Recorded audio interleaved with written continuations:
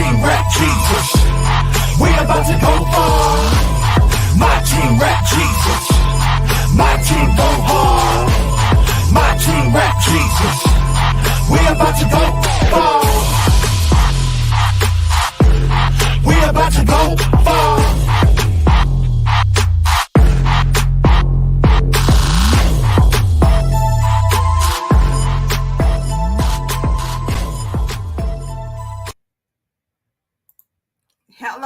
Hello, everyone. Thank you for tuning in for another amazing episode of Fervently Creations. Listen, I'd be forgetting sometimes to shout out my the person that does the intro for my son. It's Pastor Jalen Calhoun, and that song is called My Team Rep Jesus. I'm telling you, I love that song. And sometimes once I be having guests on, they don't know I can see them in the background, but I seen Tiara in the back, and she was just like, My Team Rep Jesus. So anyway, listen, before we go any further, I just want to thank you all for tuning in today. I'm sorry, I'm just in a silly mood today. Hey, it's football season around here, and I have a person on today that I just love to pick with today. Anyway, but hey, I'm not gonna mess with it too bad.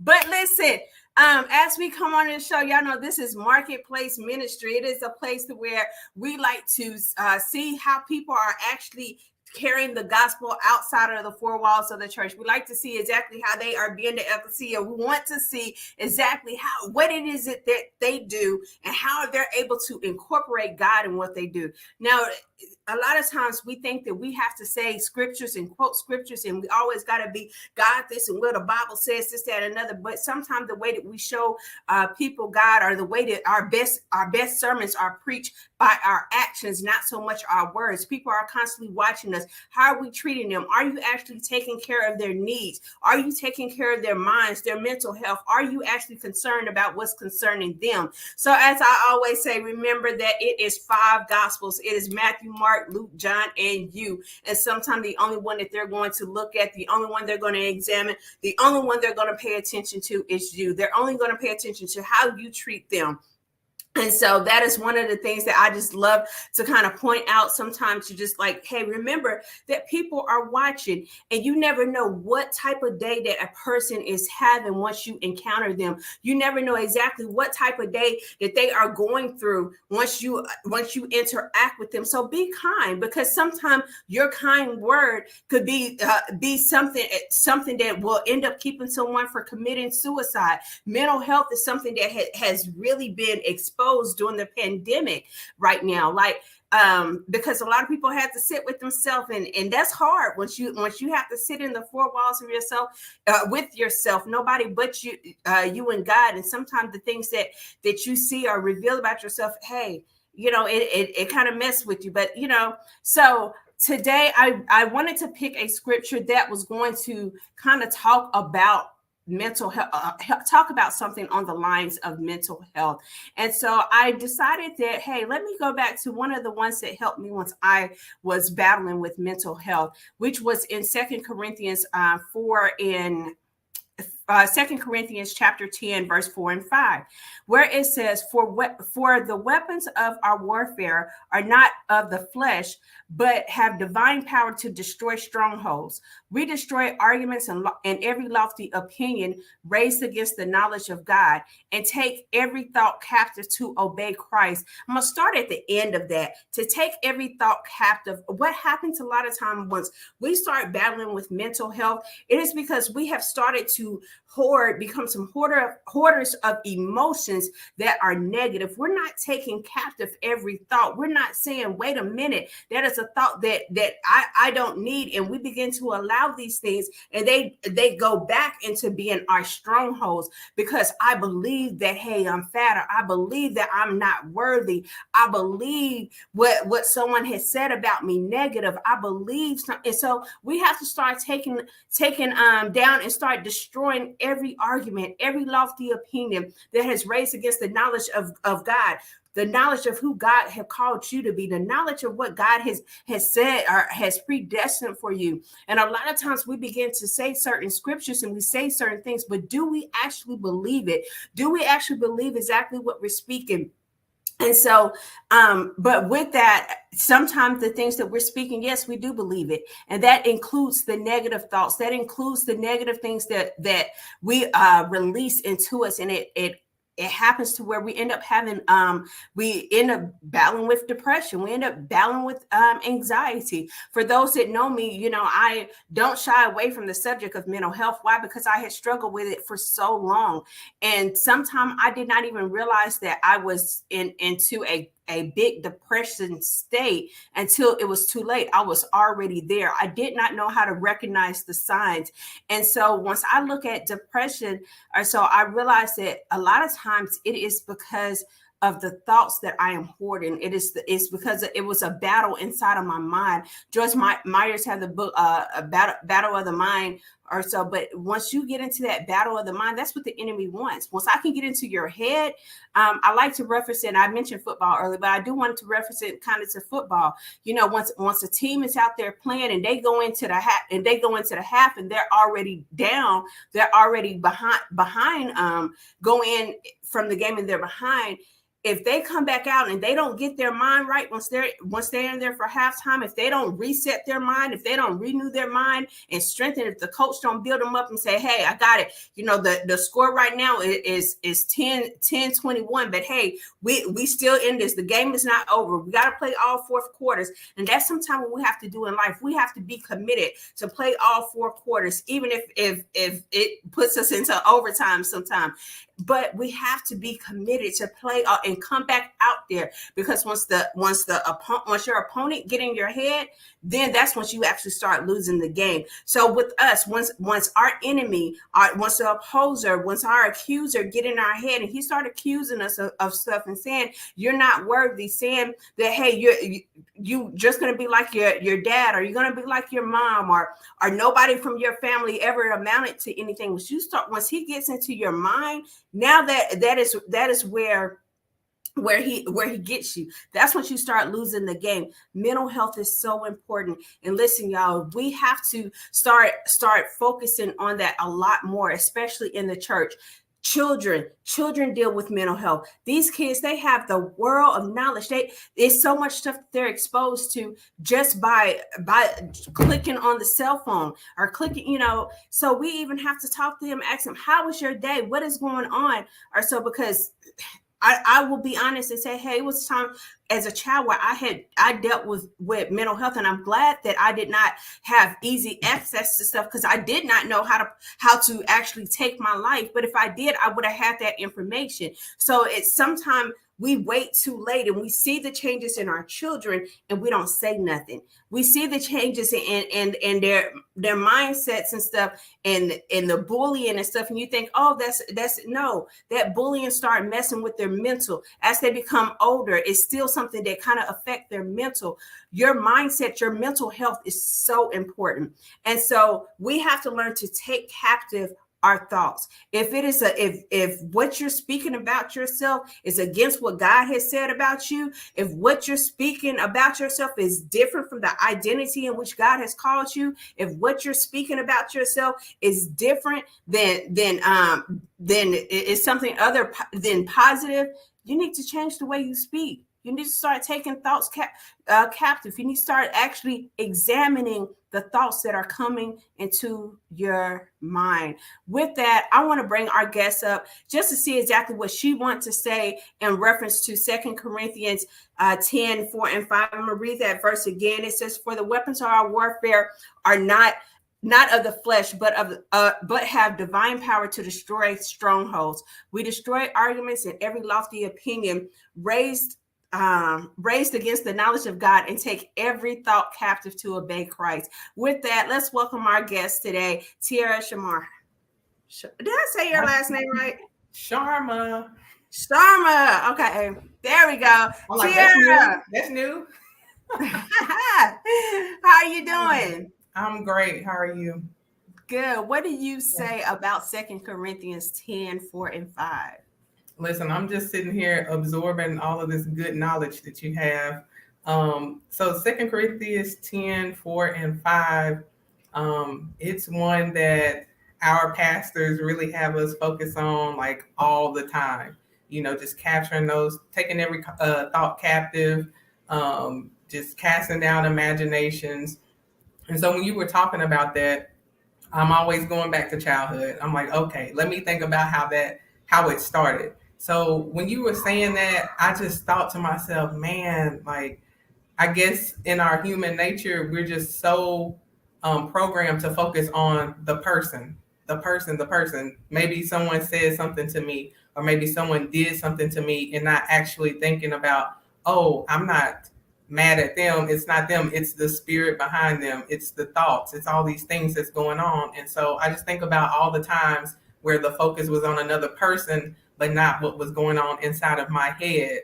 And so, wow, you just had me going back. I'm like, wow. Because as I look at my mental health challenge that I talk about in November 2020, that was the point where I was depressed, severe anxiety, suicidal thoughts, and I just hadn't come into that knowledge of how much stuff was in my head.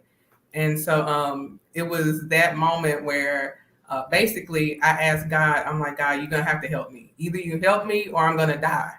And so he gave me, instructions on how to move forward. But also in that moment, the voices stopped. Mm. That was the moment for me where the voices stopped. And, I did kind of like some journaling, just dumping my thoughts. But it was the first time in my life where I remember my mind just being silent. And it almost scared me. Yeah. Like, I'm looking around like, why is it so quiet? Because that was my first experience of, casting down thoughts of, hey, there's so much going on inside of your head that you weren't even aware of, that this is what you were battling all this time. It's been inside of you, and not understanding that it was my responsibility to cast them down. So that's what I've been learning more recently over these past 2 years, is that I have it is my responsibility to cast those thoughts down, that I have power, I have authority, I have dominion to do my part in casting down these thoughts. And then also when you were talking about coming out of agreement with all those things that have been spoken over you. Like, a lot of stuff is just it's just ridiculous. The things that have really been spoken over us generationally, some of those things we may not even be aware of, plus the things that have been said, about us or to us during our lifespan. And then not me understanding now that I don't have to come into agreement with that. Right. Like, I guess as a young person, you think, okay, they said it about me. Maybe it's true. Yeah. But now it's like, no, that's not what God said. And then, I'll just, I like to be transparent. Like, I've been saved. I've been going to church since I was like 9 years old. But at the same time, it's like, church was church. Church was Sunday morning. It was Wednesday night. It was choir practice, but it was not daily. And so I wasn't reading the word of God daily. I didn't know that, hey, I didn't know what God's word said, to be honest. I didn't know what it said. So it's like when something comes towards you, something is fighting you in your thought life, you don't know that you're supposed to first cast it down and then replace it with what God said about you. Mm-hmm. That's when you get in trouble. That's when, it just started piling up. It's like, I start piling up and it just keeps going, no relief. Mm-hmm. So you said something of how you said that the silence.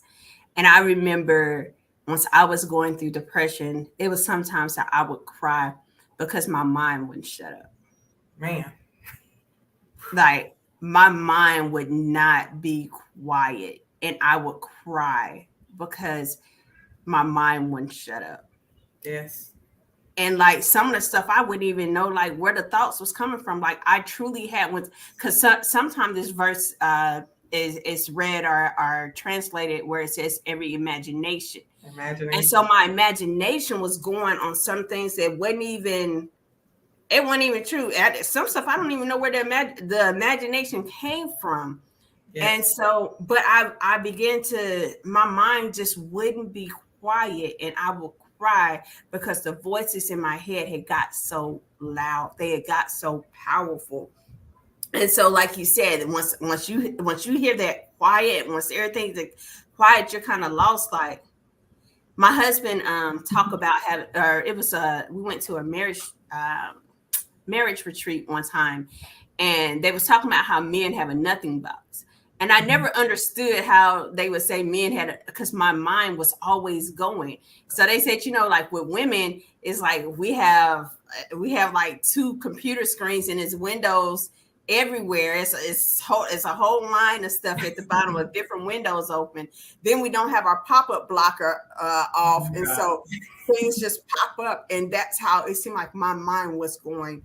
Yes. All the time. It never got quiet. It was always that. It was just too much. Like it was you didn't get no rest, especially heavy dreamer. So it was like my mind never got rest.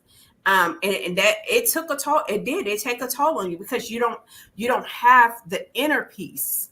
Yes. You don't have the inner peace as well. And then once, some of the prescriptions that they give you, or so it makes you zombified, because now you might not be thinking about nothing, but you feel like a zombie, because you're like, what am I doing? Like I've been on so many different medications, and a lot of them make me feel like a zombie. So I wouldn't take them because I didn't like feeling like a zombie. I wanted to be functional. So it was just like I couldn't have the both of them.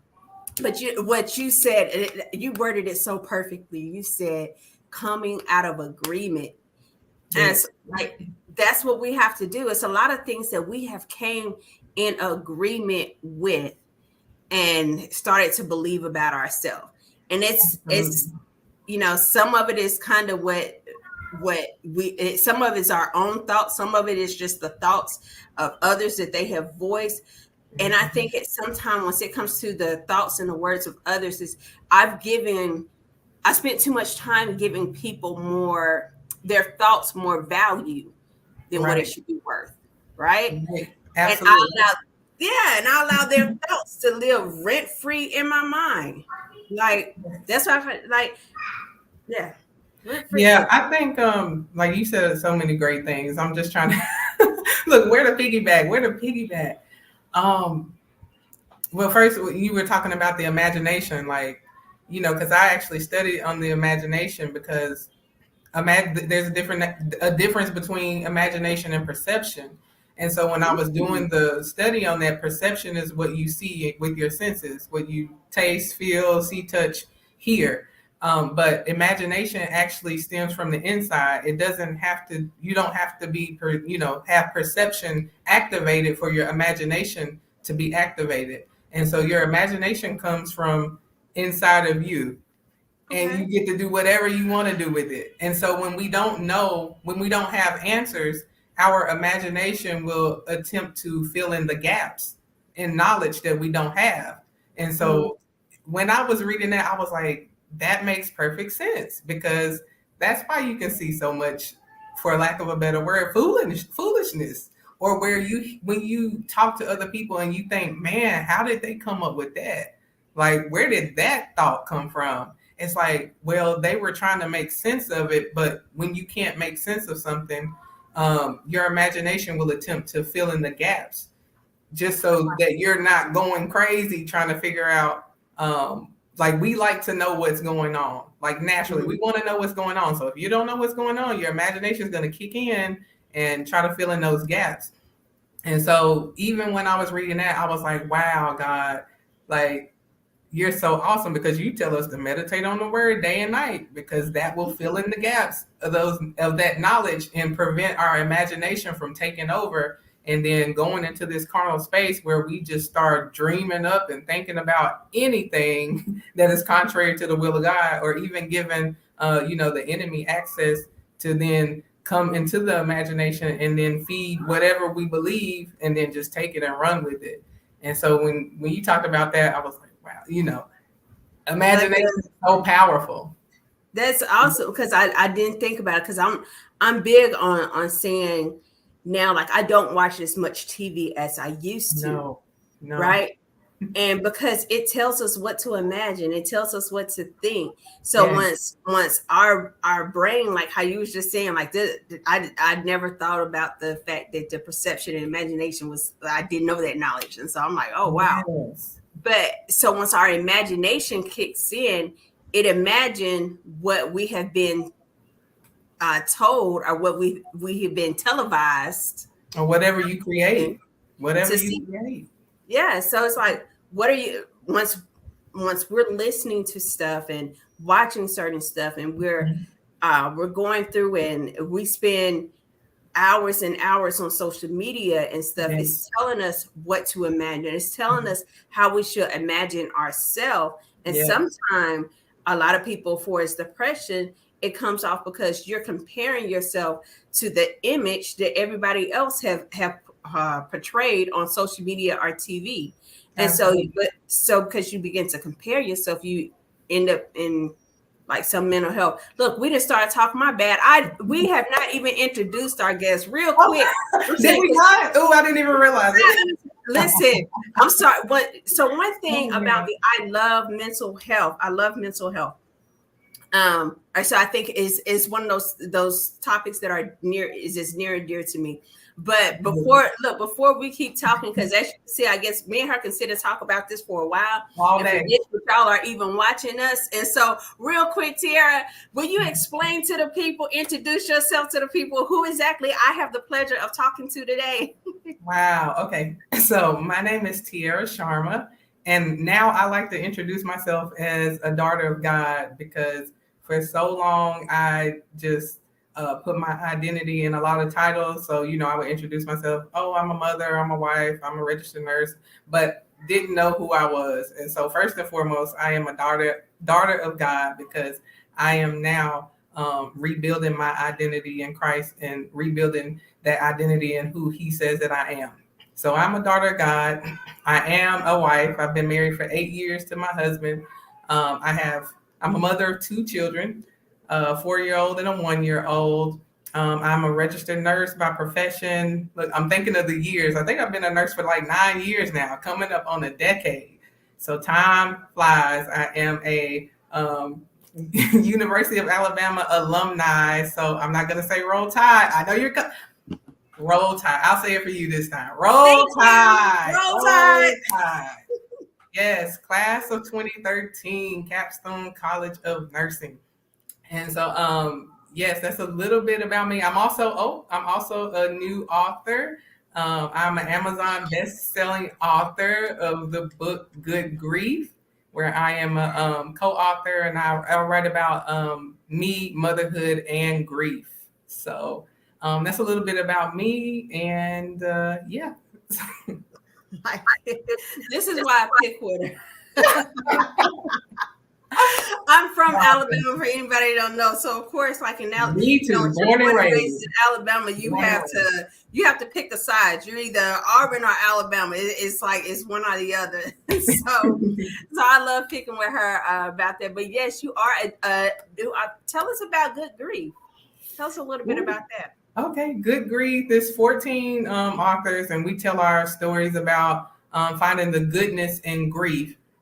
And so, as I stated, I write about me, motherhood, and grief.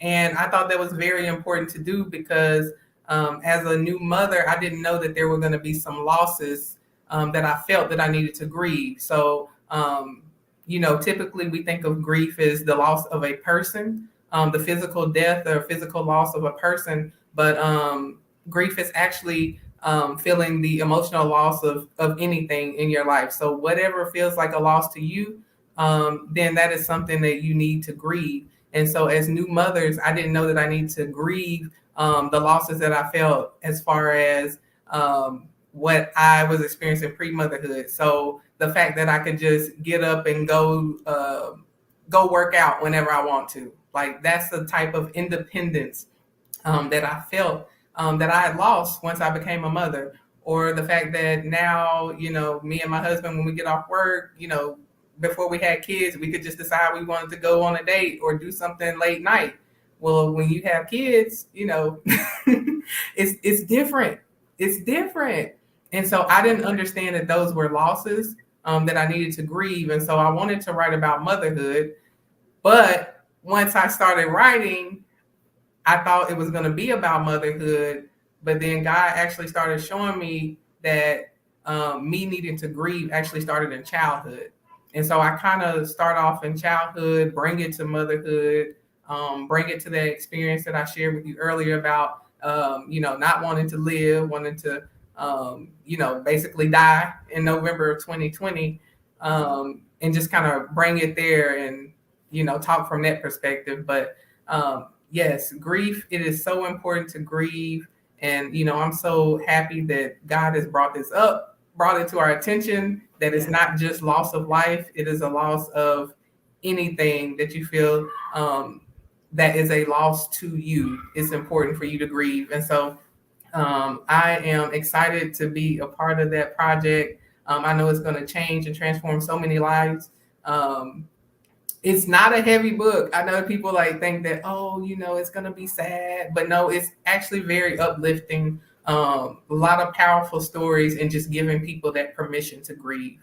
So that's awesome. Yeah. That's awesome. Absolutely. What was, so you said in 2020, in 2020, what was that turning point for you? What was the thing that brought you out of the suicidal thoughts? What was it? What was the one thing that just really shifted?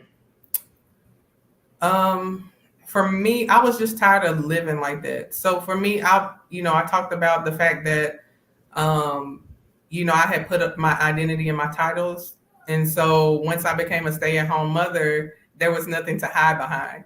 And then COVID, you go home and I'm just sitting there pregnant, all these things coming up, and there's nowhere to hide. I can't hide in my work. I can't hide anywhere.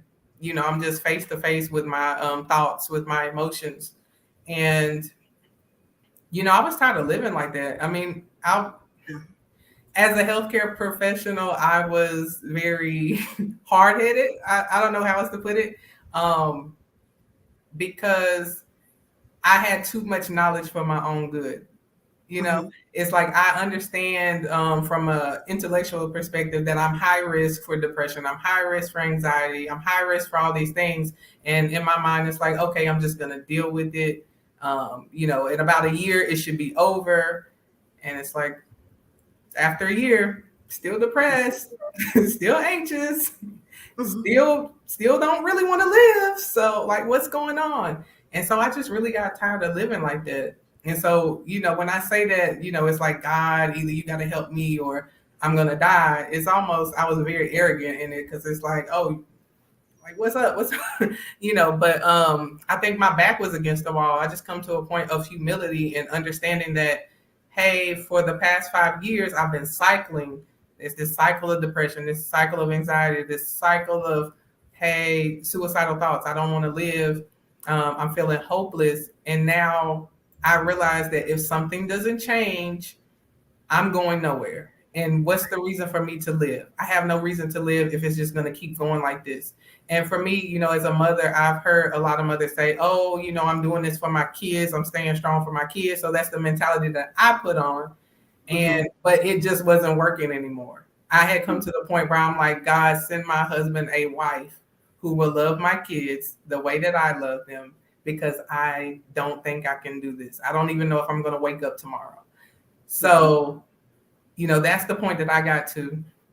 And, thank God for his grace and his mercy and his love, because it's like that exact night, I actually, I confessed. I told him I'm sorry. I'm sorry for trying to do things my way. I'm sorry for, living my life, doing my own thing, thinking I know best. Obviously, I don't. I've been doing this for a while now, and I'm not getting anywhere. So I just surrendered and said that I would do things his way. It's almost like I threw up my white flag. And so when I tell you that this is a new life, I literally mean it, because it's nothing that I imagine for myself. It's just allowing God to show me who I am in him, and to really just throw down everything that I thought was true about myself, everything that I believed, all the garbage I believed about myself, all the garbage that I believed from other people. It's just like deciding that, hey, I'm going to start over and I'm going to rebuild this new identity in you. So Yeah. I don't know. Did I answer the question? Because You did. Like it was basically where you say enough is enough. Like I'm tired. Like everybody has that point. Like mine actually came in two parts. Because at one point it was things going on and God was like, you found your identity and everything but me. Because once I was in the military, so most soldiers identify with the fact that hey, I'm a soldier, or hey, I'm in the military or whatever, and that's how we are identified. Oh, Right. even now, oh, she's a veteran and da da da. And so one time, God said, you found your identity and everything but me. Right.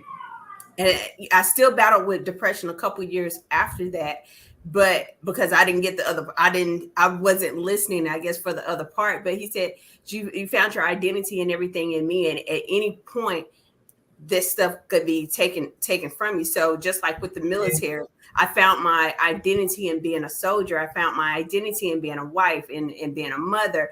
I had also found my identity in like my size and stuff during the time. Yeah. And so, but a lot of at any day, that stuff is going to be taken from me.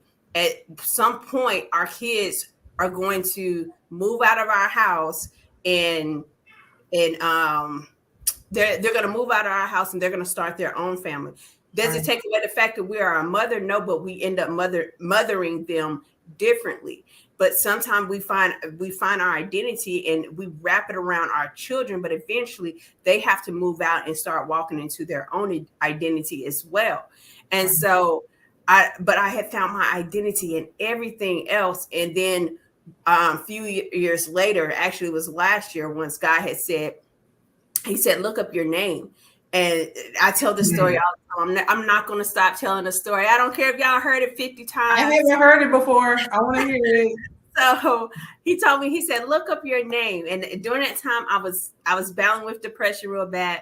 And I did like you did. I threw up my white flag and was just like, I'm coming off the medicine. I wasn't pleased with my counselors and stuff at the time.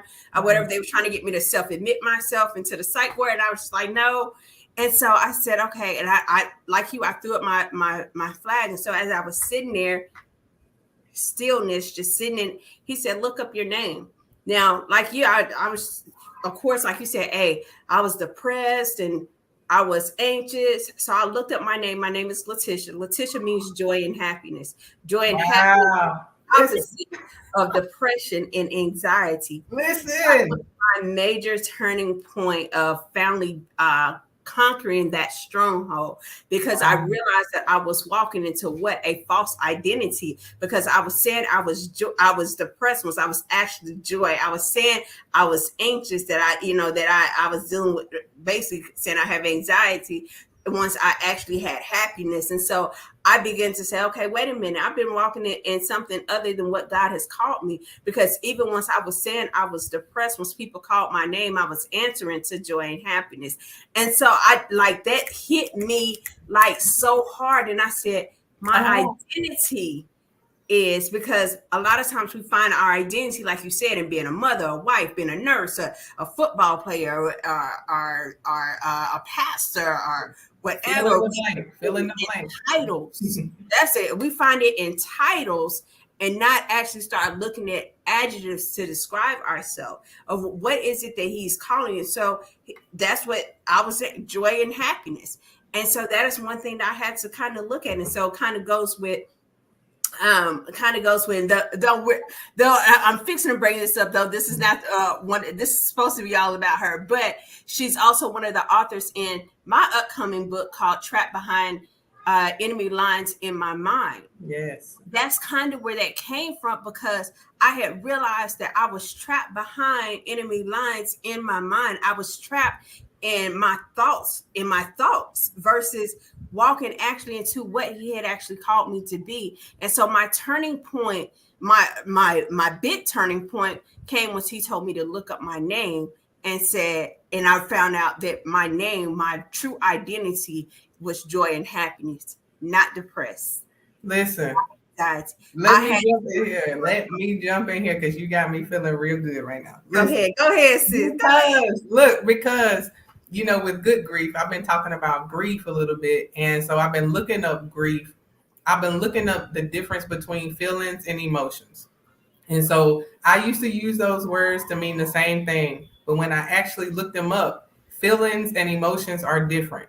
So feelings are part of your perception. They're things that you can, they're things that you can see. You have awareness of feelings. But your emotions, they manifest in your subconscious. And so we're not always aware of our emotions. And so that's the reason why people can be stuck in cycles of grief. So when you talk about depression, depression is one of those stages of grief. You have anger, you have denial, you have anger, you have bargaining, depression, and then the final stage is acceptance. And so when you're dealing with grief, grief can be the feeling of loss. So you have those feelings, those things that you are aware of, and then you have those emotions that are in your subconscious.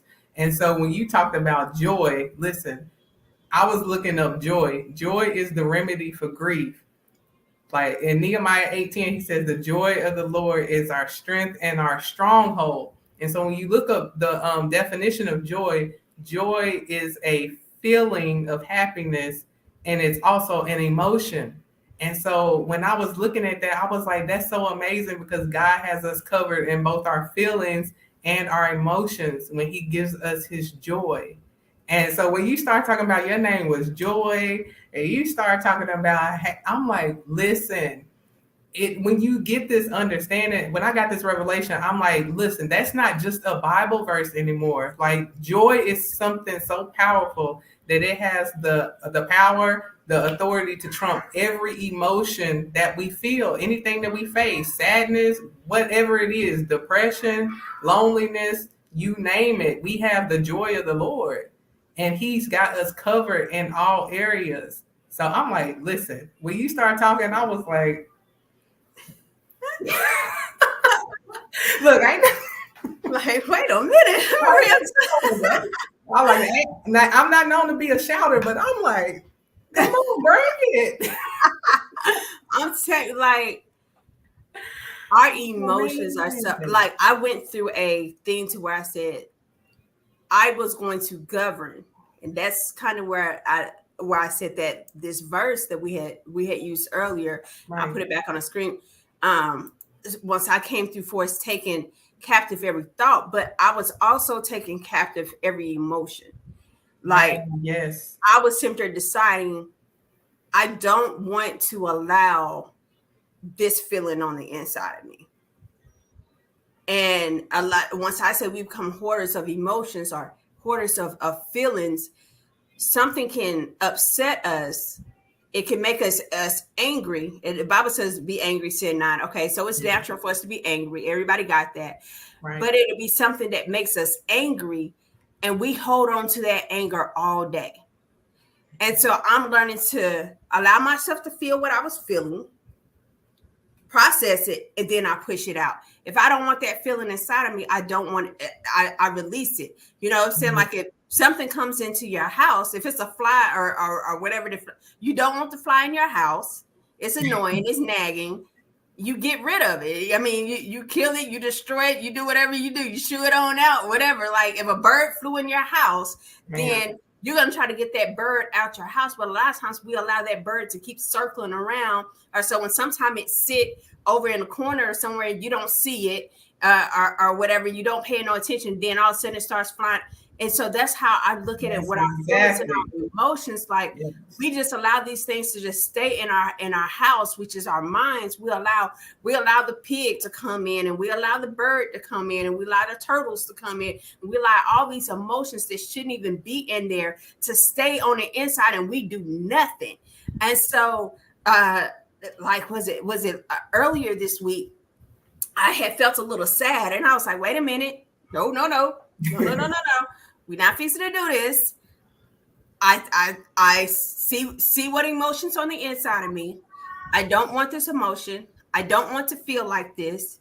And so I had to force feed that emotion up out of me. I had to force feed it up out of me. How did I do it? Hey, I got this new thing that I do now is I'll just listen to the same gospel song on repeat all day. Why? Because I'm force feeding my mind something other than what my imagination is used to coming up with. I'm force feeding it something different and so that day, the song that I had listened to was because I was like, hold on, I'm feeling sad. I'm not sad. I'm joy and happiness. Let me find me a song that says something about joy. I went all the way back to the Mississippi Mass Children Choir and put on the song, The Joy of My Salvation. And I kept listening to "You're the joy of my salvation." Yes, he is. Yes, he is. And I just kept listening to it over and over and over. Y'all can't sing. And so I just kept listening over and over to that song until my mood began to shift, to my feelings of what I was feeling. To it wasn't no longer that I was feeling sad, that I was understanding, and I was renewing my mind with the truth of God that said that He's the joy of my salvation. Absolutely. And so, like how you was talking about Nehemiah, I had to renew my mind and say, wait a minute, I may not feel it, but I got God on the inside of me. And since I got God on the inside of me, then He's my joy. Like Tasha Cobb's got that song, Confidence. I'll find it in a minute. Here, I'm gonna let you take it. I'm playing it. But anyways, but she said I got so much confidence. And some days we don't feel confident. But if I'm listening to that song over and over and over again, and I'm renewing my mind and I'm pushing out the negativity and I'm bringing the positive inside of me to say, hold on, no, you don't feel fat today. You got so much confidence. Lord, I put my trust in you. Like, so sometimes Absolutely. I'm glad you brought that point up because I did the same thing like in the beginning of my walk. Like I used to hate nighttime. Because that's when the thoughts would come. I couldn't go to sleep. I didn't want to turn the light off. Like I had a new baby at the time. So it's like, if you keep the light on, nobody cares about that. It's like you got a new baby, trying to look over and make sure the baby's good. But, inside it was like, I just didn't want to turn the lights off because then the anxiety would come, then the noise was, the voices come. And so a lot of those nights, I just listened to the Clark sisters. Listen, because they drove the demons right up out of me. The thoughts, everything, because a lot of their songs, as you know, like you were talking about the joy of my salvation, like that's scriptural based. That's a scriptural based song. And so they have a lot of scriptural based songs, which will feed you what God says about you versus all these negative thoughts that are coming up in your head, coming up in your mind at the time. And a lot of times in the beginning, that's the only way that I could get any relief, until that thing broke and I could go to sleep. It was the music that I was putting in my ears that helped, the God music, listen, the God music. And so I'm glad you brought that up because that can definitely help you in the beginning. So, but once I transitioned from that point, it's very important that you not just shut down the emotion with a song or something like that, because then that can become dangerous. If you don't take time to acknowledge those emotions and let them, bring them to the surface where you can address them, then they will continue to stay hidden. So I'm glad you brought that up because, we got that Bible verse that the heart is deceitfully wicked. Yep. And so, but when you look at there's the science that they have behind that too. So there's this website, heartmath.com, where they talk about how your brain has a mind and your heart has a mind. And so when we talk about mental health, we're all, like most people are thinking about the brain. Nobody's really thinking about the heart.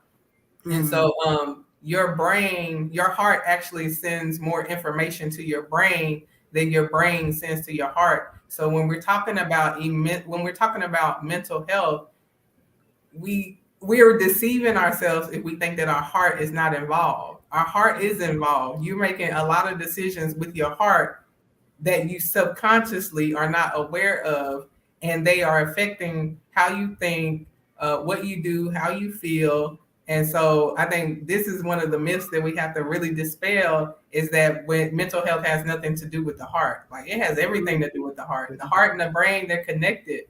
And so, I'm so glad you brought that up. And you hear people say, "Oh, you're thinking with your heart and not your mind, right? Not your brain." Yeah. And then, Thank you for so writing. that's like, no, literally, that's what you're thinking with right now. It's Yeah, like, literally. we're not saying it because it sounds cute. Right? So we talked about how music helps us with mental health, and you're passionate about mental health. What is another tool that helps people that are battling with mental health, or that you found that?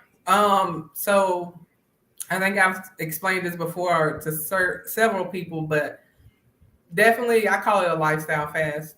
So in the beginning, like we talked about how we couldn't just listen to anything. So yes, I was listening to music, but I was listening to the Clark sisters. I wasn't listening to, I wouldn't listen to a lot of secular music. I couldn't. Like Mary J. Blige talking about something, I'm going Man, down, and you trying to figure out like why you feel so down, because that's what you're listen. feeding yourself right now.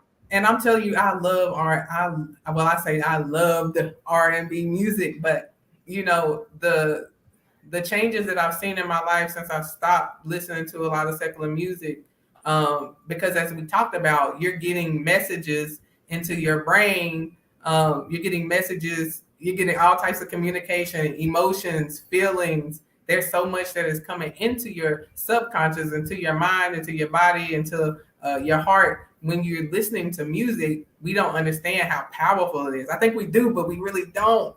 And so I couldn't listen to that music anymore because a lot of those songs, a lot of those messages were feeding into those cycles of depression. They were feeding into those cycles of anxiety, feeding into those cycles of suicidal and homicidal thoughts. And sometimes the messages can be very subtle, like, because a lot of the music, when I look back on the things that I listened to then, if I listen to them now, I pull up the lyrics. I'm like, wow, I can't believe I was exposed to that at that age. But I know, right? Like Candy Liquor, my Marvin God, like you like. I was like, wow, we were like, wow, that's what he was really talking about. Like, he was really talking about, and that's what we was really singing about, and had no idea that. Or if you think about Betty Wright's "Tonight Is the Night," you like, we were singing that. And once you start listening to certain things, and you're like, wait a minute, this was the message, and it began to form our perception. Yes, which shaped our reality. Right. Or so because of what we was feeding in on the inside of us. You wondering why you're having problems with looking at people, but you're constantly singing, I left home to be with my side piece. Now you trying to wonder why your eyes is wondering. Like, that's why, because of the messages that you feed yourself constantly. Yes. And your brain. I'm sorry, don't get me on that. No, you got it. But I think that we're not really understanding how that affects our mental health. Our mental health. That's why I like to use common terms. Mental health is the way you think and the way you feel, which affects what you do, your behavior. That's it. Think, feel, do. That's mental health. Think, feel, do. Wow. And so all of these things that you put inside of you, whether it be music, whether it be TV shows, whether it be podcasts, whatever your thing is, it all affects how you think, how you feel, and what you do. And so everything has to, you have to take account of everything. Like, I really had to put everything in my life under a microscope. What is it? What's being said? What is the message behind what I'm listening to? Is it helping? Is it hurting? And if it's hurting, if it's not in alignment with what God is saying for me to do, if it's not helping, then it's got to go. So literally, I had to do that. I journaled. I went to therapy. Like, there were so many things that I did. Journaling is my favorite. Journaling is my favorite. Yeah. So I call it. I feel like you get so much out once you do pen and paper. Like, I could sit here, but once I actually get in a room and put me on some prophetic instrumental worship music, sometimes I don't put on nothing, but sometimes I put on something like Nathaniel Cole or Kyle Lovett, and I listen to some of their stuff. Like, it's just the music, and I just write. It's like something about that pen, the paper. It's like so relaxing. Yeah, like just to sit there and concentrate, even for 10 minutes. Like, I used to make it like within that all 2021. It was mandatory for me to find time, even if it was 5-10 minutes, once the kids went to sleep, to just write, write something. So and it helps so much. And I love the writing. another thing that I did to help me for his mental health is that you mentioned it earlier, that it starts back at the beginning. And I had to, what I ended up doing was every negative thought that I had ever heard from a child up until that day, and I probably need to do it again because there's probably some more I can think of. But every negative thought that I had believed about myself, heard about myself, or perceived or thought that someone thought about me, I wrote it down on one column. And on the and I did that from stuff that I heard from childhood all the way up into the age I was once I did that. In the other column, I wrote the opposite of it. And so I had to go back to my childhood and begin to start breaking up some of the things from my childhood. And so sometimes you have to go back and sit with yourself and say, okay, hold on, what is actually in there? What actually are my thoughts? Let me dig deep and find exactly what are those thoughts. But the journaling, the thoughts, forgiveness. Yes. Let me tell y'all real quick. Once it comes to helping you for its depression and anxiety, a lot of the stuff comes from the fact that we do not let go of past circumstances, situations, or words. I got it. When somebody release a word, you cannot unhear it. When somebody says something that makes you feel, once what somebody said is attached to an emotion or it sits with you, it lingers there. And though you might not think of it every second, every day, but that it does play a role in how you see yourself and how you see other people and how you see the world. And so you have to go through and you have to learn to release forgiveness. And so my process, my step with that is, and I write down a list of everybody first that I feel like have done me wrong in any shape, form, or fashion. Now, they might not notice I said that I feel that they did, not that they actually did, but if I perceived it as such, I write their name down to include my name and God's name. And then after that, I start checking off the list. I start with the first name, and anything that they did, I say, I remember once, I'm gonna say Tiara. I remember once Tiara said that my lips was big. It hurt my feelings. I no longer want to feel that way. I choose to forgive her. And then I move on. And I remember once Tiara said that my message doesn't touch or move anybody, that I don't speak or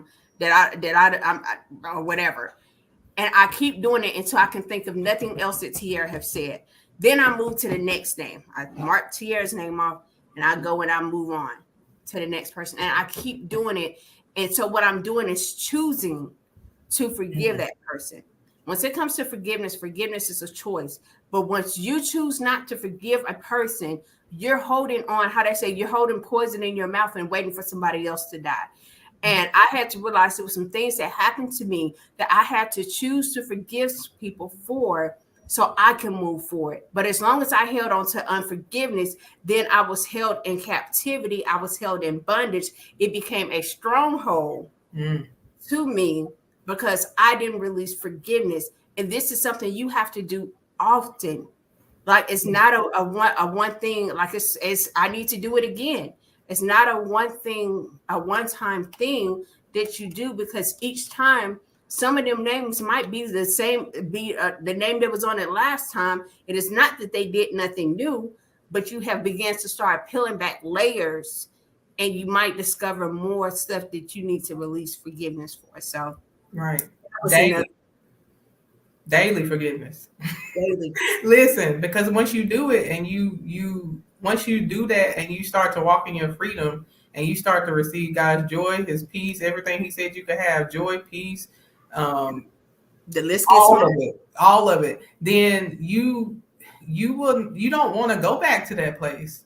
Like, that place is so dark. Who wants to go back to that place? Once you actually experience the love of God, the peace of God, the joy of God, through a simple act of forgiveness. We say simple because I know that in the world, there are many things that people have gone through, many horrendous things, traumatic experiences that you may have gone through, but it does not trump the joy, the peace, and the love of God. Nope. I'm like a witness. Like, there's nothing. If I think that I have unforgiveness in my heart, if I think my heart is hardened up, I'm like, God, I'm throwing it up so quickly. God, take it. Because there is nothing that is going to separate me from the presence of God. There's nothing that's going to separate me from feeling this love, this joy, this peace that I have now. It's just not that serious. So maybe like, if you haven't done it, then it may seem that serious. But I promise, like when you do it and you just receive and you just release all that stuff, and you're just so much lighter and at peace. It could be the smallest thing. It just becomes easier and easier to do. Yep. So it could be practice.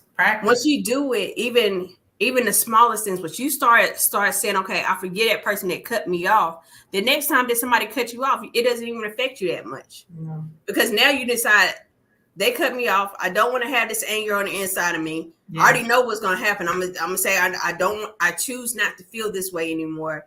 I give it to you, God, and I choose to forgive them. And so as you do that now, because you have already chose to forgive somebody, the next time it happens to you, you don't actually hold that anger and that resentment because somebody cut you off or didn't let you over. Like, and it's like, it sounds so minimal for me to say, but honestly, you have people that end up busting a blood vessel, or their blood pressure go up so high, and now they're facing a stroke, all because something as simple of the fact that somebody had cut them off in traffic. And then imagine if that happens at 6 a.m. in the morning, and then you carried it the whole day, and your whole day is ruined for one moment. Like that used to be me. One moment can ruin my whole day. It can't anymore. But it used to be me. That is a miserable life to live. And then you throw some depression on top of that, and anxiety, and all the other things that you may be going through at the time. It's just a miserable life. And so it's not worth it. No, it's not. It's not. You got to take out the trash. Got to take out the trash of your emotions, the trash of your feelings. So, Tiara, will you tell the people how they can get in touch with you, how they can contact you? Well, I am currently on Facebook. I'm on Instagram, and I am on Clubhouse. So you can follow me on those platforms. Also, I do have a website. I forgot to give it to you, but I'm building a website. But I do have an email address, tiara@mothersmentalhealthmovement.com. So that is, if you prefer email, you can email me there. So. And you have a new show coming soon. I do. It's on I Speak TV with Pastor Monica Haskell is the visionary. So it's 24/7 empowerment network. And it's going to be on Apple TV, Roku. It's going to be on a couple different places. And so I'm excited about that. The show is going to be called Restore Hearts TV. And I am actually just going to be talking about what we talked about today, mental health topics, because prevention is key. Mental health, all these things that we talked about today, they are preventable. And so a lot of the times it's so simple as just being able to be in a safe community, having that social and emotional support, and just being able to speak about these different topics without judgment, without fear, and just being able to release it and have somebody that you can talk to about these things. Just have a simple conversation so that it doesn't turn into, that hidden emotion in your heart that you start carrying around and harboring.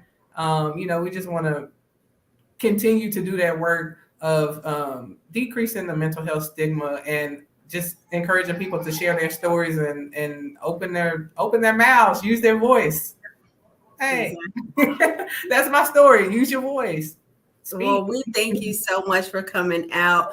We cannot wait for your show to come out and listen. You are welcome to come and chill with us anytime here on Fervently Creations as well. So thank you so much, and I enjoyed talking with you. Listen, if you want to actually be a guest on the show as well, please go to website www.ferventlycreations.com, and that way you're able to come in. You can come and talk to us just like we did. We can engage in conversation, see exactly what you're doing in marketplace.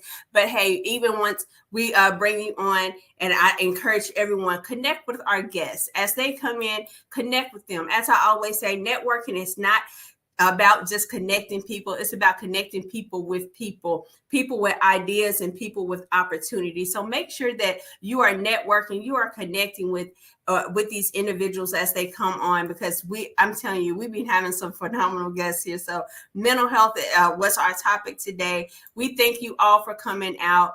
Thank you for tuning in, and we'll see y'all next time on the next episode.